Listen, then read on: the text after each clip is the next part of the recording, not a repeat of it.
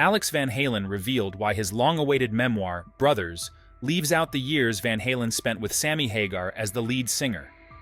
Despite the success the band experienced during that era, Alex explained that his focus was always on the original Van Halen lineup, the band's formative years, and the unique brotherhood between him and his late brother, Eddie.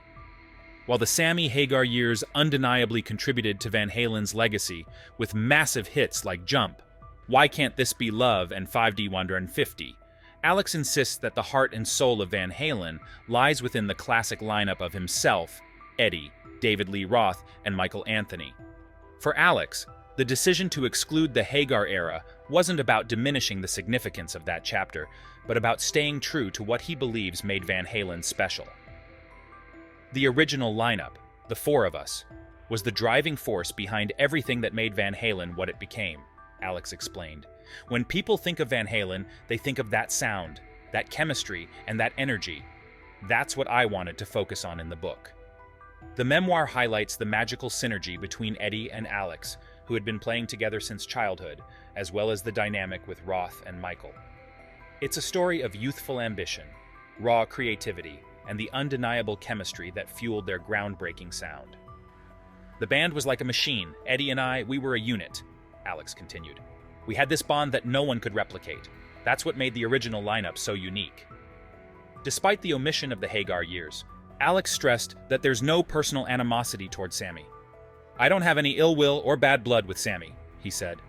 He brought something to the band, and we had success during that period. But the energy was different. It wasn't the same kind of chemistry that we had in the early years. Alex acknowledged that the band enjoyed commercial success during the Hagar era, but he believes the dynamic shifted as the band navigated a period of transition. The band was in a different place, he explained. It was more about business, more about keeping the band going after Dave left. It wasn't the same magic that we had when we first started out. For Alex, Brothers was always about preserving the legacy of the original Van Halen.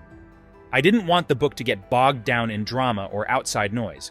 I wanted to focus on what made Van Halen what it was, the music, the brotherhood, and the spirit of those early years, he said. The original lineup had something special, and that's what I wanted to capture.